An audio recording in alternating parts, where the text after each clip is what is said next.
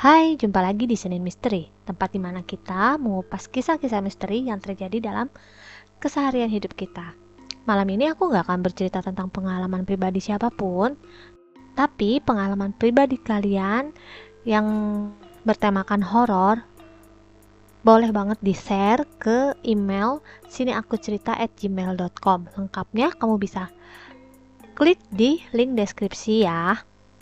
Ini tuh lebih ke arah cerita perjalanan sebuah ritual akhirnya menjadi sebuah permainan yang bukan hanya dimainkan di Indonesia, tapi di mancanegara juga ada sih yang melakukan permainan ini. Permainan yang sampai hari ini tuh masih dipercaya bisa membuka pintu dunia lain. Jelangkung. Permainan yang kalau diputar jadi film sih bisa langsung box office, tapi kalau diputar beneran tapi kalau itu beneran kamu puter bermain sama-sama teman-teman kamu, aku berharap semoga rumah kamu tetap aman ya. Berbagi pengalaman sendiri ya. Jadi 2 hari aku nge-record tentang perjalanan jelangkung dari ritual menuju permainan. Aku ngerasa 2 hari aku gak bisa tidur nyenyak. Aku berasa ada yang ngawasin aja. Gak tahu entah terus gesti atau memang benar-benar ada yang memperhatikan. Udah. Tapi tenang, aku gak akan manggil apapun malam ini. Aku cuma manggil kamu supaya tetap setia dengerin sampai habis. Jelangkung atau yang dikenal sebagai jelangkung sebenarnya bukan sekedar permainan. Ini tuh awalnya ritual.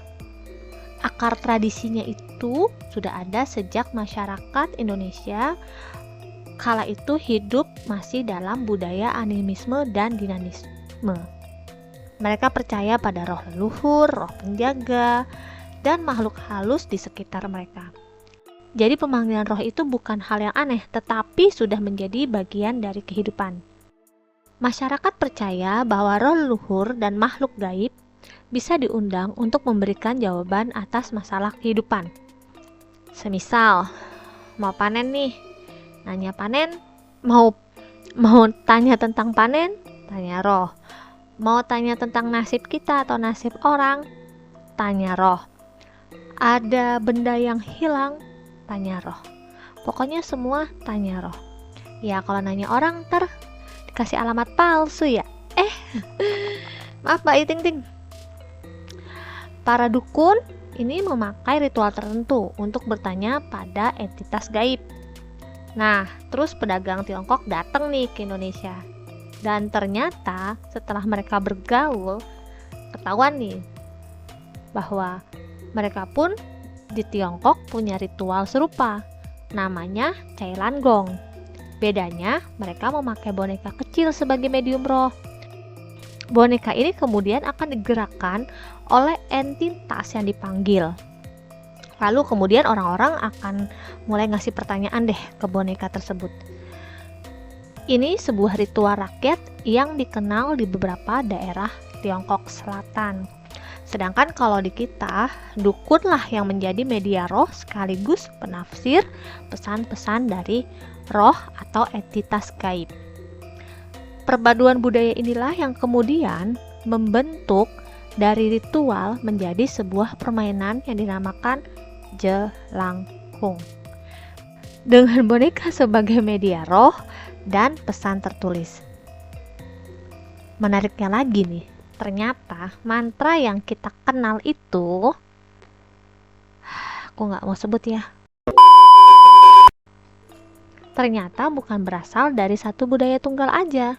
Kalimat ini juga merupakan asimilasi, campuran dari mantra lokal, pola mantra rakyat Tiongkok, plus ritme biar gampang dihafal. Sayangnya, mantra ini cuma ngundang, gak ada penutupnya, gak ada kayak hubungan toksik. Jadi abis itu lari. Padahal penutup adalah hal yang paling penting dalam ritual pemanggilan roh. Kenapa suaraku jadi berubah ya? Nah, loh, Inilah kemudian yang menjadi sumber masalah kenapa banyak cerita aneh bermunculan setelah bermain jelangkung. Pada masa kolonial, beberapa peneliti Belanda juga mencatat ritual ini di dalam arsip Volkskunde. Aduh, maaf kalau salah spelling. Ini tuh sebuah arsip tentang sebuah arsip yang isinya ilmu tentang budaya rakyat. Mereka menganggapnya permainan jelangkung ini adalah sebuah permainan pemanggilan roh yang unik milik kaum pribumi. Dan di catatan mereka itu juga, mereka tuliskan bahwa setelah bermain jelangkung, sering terjadi fenomena boneka bergerak tiba-tiba tidak stabil, muncul tulisan di atas kertas, atau pemain tiba-tiba berubah suara, kesurupan.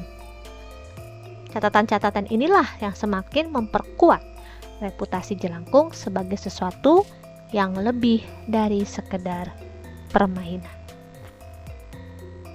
Aku sempat curious gitu ya, kenapa harus pakai boneka ya gitu kan? Selain medium roh kan bisa pakai media apa aja gitu, kenapa harus boneka? Dan aku menemukan ternyata boneka itu kan menyerupai manusia ya. Jadi boneka tuh selalu boneka tuh kan menyerupai manusia ya. Nah, karena menyerupai manusia itulah sehingga memicu reaksi emosional kepada kita. Dalam antropologi, objek yang menyerupai manusia itu sering dipakai sebagai simbol atau perantara. Banyak budaya menggunakan figur manusia untuk memudahkan proses representatif dan komunikasi simbolik. Kalau secara psikologis, ya karena manusia membutuhkan ruang bicara nih, ya kadang kita cenderung memilih objek yang familiar, yang kayak nyerupai diri kita gitu. Jadi ini bukan cuma sekedar naluri, tapi bagaimana cara kita membangun ruang bicara kita, mencari makna. Disinilah permainan jelangkung jadi semakin menarik sih, karena boneka ini bukan cuma sebagai benda mistis, bukan sebagai medium roh juga, tetapi sebagai simbol yang menghubungkan rasa takut, rasa penasaran, serta kebutuhan untuk mencari jawaban di luar mencari jawaban dari Tuhan. 2001 jelangkung semakin terkenal di Indonesia lewat film Besutan Rizal Mantovani. Akhirnya generasi sekarang ya mengenalnya bukan sebagai ritual lagi, udah sebagai permainan plus ikon horor.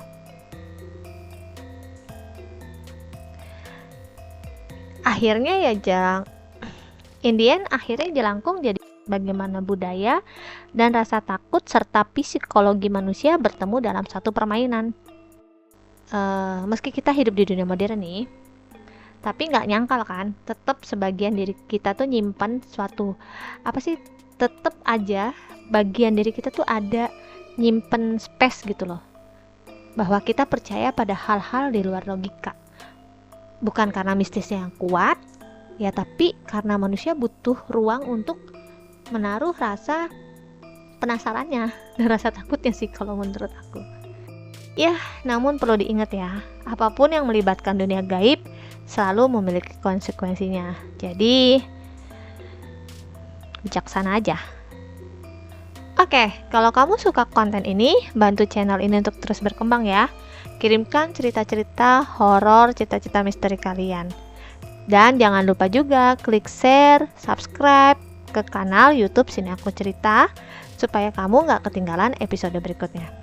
Terima kasih sebanyak-banyaknya buat yang udah dengerin sampai habis. Sampai jumpa di cerita Senin Misteri selanjutnya. Dah.